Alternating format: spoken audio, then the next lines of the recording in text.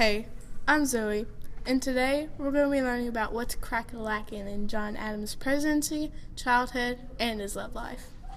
Born on October 30th, 1735, in Braintree, Massachusetts, John Adams took the name of his father, a deacon of the church and the town's tax collector. John Adams' favorite activity growing up was hunting, and he even went as far as to bring his gun with him to school. That way, he wouldn't have to go all the way home to get his gun, and then go all the way back to wherever he's hunting cows, or bunnies, or whatever they hunted back then, and then he'd have to go all the way back home again, when he could just save the time by bringing his gun to school. John attended multiple schools, even though his parents taught him the majority of things like reading and arithmetic. He eventually went on to Harvard in 1751 and graduated with a Bachelor of Arts degree in 1755. His first job was as a schoolmaster in Worcester, Massachusetts, where he wanted to make his mark on the world. At times in the classroom, Adams imagined himself as a dictator, and his students as generals and politicians. He got tired of the job and finally settled on practicing the law. His love life did not go well at first, being that Hannah Quincy went off and married another man because she was tired of waiting for John to propose. But then, he met Abigail, who was possibly his best political advisor. But she died due to a fever in 1818, if you can even classify that as a love life, although he still managed to have 6 kids with her in the duration of their marriage. Adams began the first stage of his political career by becoming the first vice president. Under George Washington, he felt that he lacked authority to accomplish much.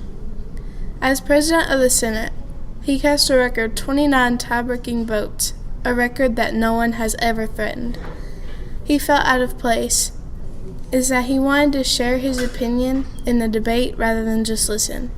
And that's when he knew he wanted to become the President of the United States. In 1796, despite Thomas Jefferson's really convincing campaign, Adams was elected into the position of the second President of the United States. He took office on March 4th, 1797, and even then he had problems within his presidency, such as a hard-to-control presidential cabinet and problems within the foreign policy. One of these problems were the French Revolution between England and France. It caused many Americans to take sides with either country. Still, others wanted to remain neutral, and Adams, he found himself caught in the middle. In 1797, he sent a delegation to France to negotiate a treaty, but the French refused to meet the delegates. The French minister, Charles Maurice de Talleyrand-Périgord, demanded a huge bribe. Adams refused to deal with French under these circumstances. The bribery scandal, which later came to be known as the XYZ affairs, caused John's popularity to increase immensely. Due to this, a war known as the Quasi-War broke out between the French and the U.S., and only lasted for a measly 2 years when a peace treaty was signed.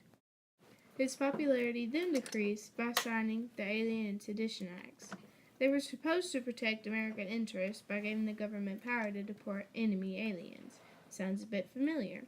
But another purpose for the Alien and Sedition Acts were to arrest anyone who strongly disagreed with the government. One of his main enemies, Thomas Jefferson, and many other people who called themselves Democratic Republicans, declared these laws unconstitutional. Kentucky and Virginia resolutions were statements issued by the Kentucky and Virginia legislatures in response to the 4 federal Alien and Sedition Acts of 1798, which was against John Adams because he was the one who signed them. This propaganda helped unite the Republican Party, which was opposite of John Adams. In retrospect, John did a lot of things in his presidency, but they weren't always appealing to the people. His presidency ended in 1800 because he failed to win everyone over during his first term.